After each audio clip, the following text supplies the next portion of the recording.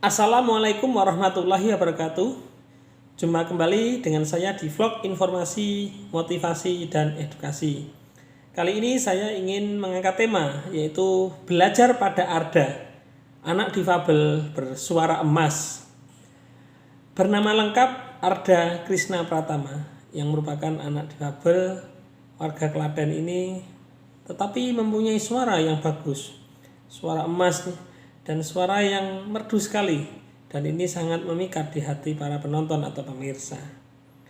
Berjuluk Arda Tatu karena dia memang awalnya terkenal saat melantunkan atau membawakan lagu yang berjudul Tatu yang diciptakan oleh almarhum Didi Kempot yang merupakan the godfather of broken heart. Jadi seorang Arda, dia walaupun sebagai seorang difabel, tetapi banyak hal yang kita dapat belajar darinya. Yang pertama, walaupun terlahir sebagai difabel, tapi dia tetap penuh semangat melakoni berbagai macam tour, berbagai macam undangan, dan berbagai macam event yang telah terjadwal dengan padat. Jadi kita harus bisa meniru hal tersebut. Kita harus juga tetap semangat, walaupun mungkin jadwal kita juga padat, jadwal kita sibuk, tetapi sesibuk-sibuknya apapun, sepadat-padat jadwal apapun, kita juga harus tetap semangat. Jangan lokro, terus semangat. Yang kedua, tampil dengan percaya diri yang luar biasa. Dia mempunyai self-confidence yang tinggi. Dengan semangat pede ini, tidak minder, ini harus memberikan pada kita pembelajaran yang sangat berharga. Intinya kita juga tidak harus minder. Kita harus percaya diri, penuh semangat untuk terus memberikan yang terbaik kepada orang lain. Jadi dengan minder ataupun tidak pede justru akan menghambat kesuksesan kita. Jadi dengan semangat tidak minder dan terus percaya diri atau mempunyai self-confidence yang tinggi, insya Allah kedepannya kita akan sukses dan lancar serta berkah selalu. Kemudian yang ketiga, jadi tetap rendah hati. Jadi walaupun seorang Arda mempunyai jam terbang yang tinggi, sudah terkenal menjadi selebritas yang baru, tetapi tetap rendah hati.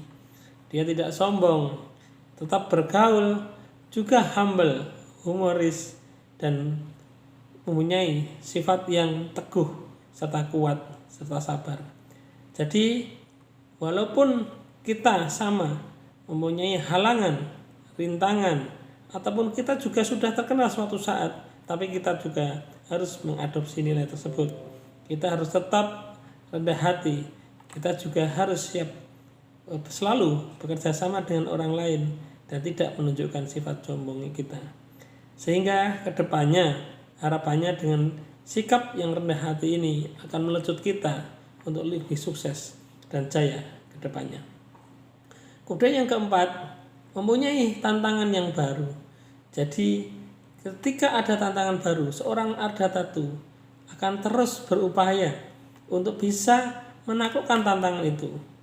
Sebagai contoh, misalnya adalah ada lagu yang baru atau arrangement baru. Seorang Arda belajar untuk terus menghadapi atau menaklukkan tantangan tersebut. Tidak justru malah mundur ke belakang ataupun takut. Jadi yang jelas kita juga sama. Ketika ada tantangan baru, kita juga tetap semangat untuk menaklukkan tantangan tersebut. Dan yang jelas dengan tantangan yang baru itu akan memberikan warna pada kita untuk terus menapaki kehidupan yang semakin berat. Kemudian yang terakhir, yang kelima adalah sabar. Karena bagaimanapun sebagai seorang difabel penuh dengan kesabaran, dengan penuh kejelian, ketelitian, dan terus berkembang untuk kemajuan ke depannya. Sama seperti kita, harus juga mengadopsi nilai tersebut. Kita juga harus tetap sabar. Walaupun mungkin ekspektasi yang kita harapkan tidak sesuai yang kita inginkan. Dengan semangat kesabaran ini, insya Allah kedepannya kita tetap akan sukses, jaya, dan berkah selalu.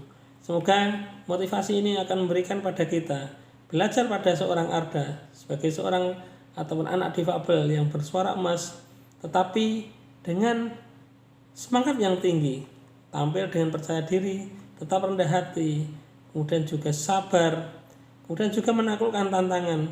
Ini adalah upaya-upaya kita untuk terus menuju kesuksesan ke depannya. Semoga bermanfaat. Terima kasih. Wassalamualaikum warahmatullahi wabarakatuh.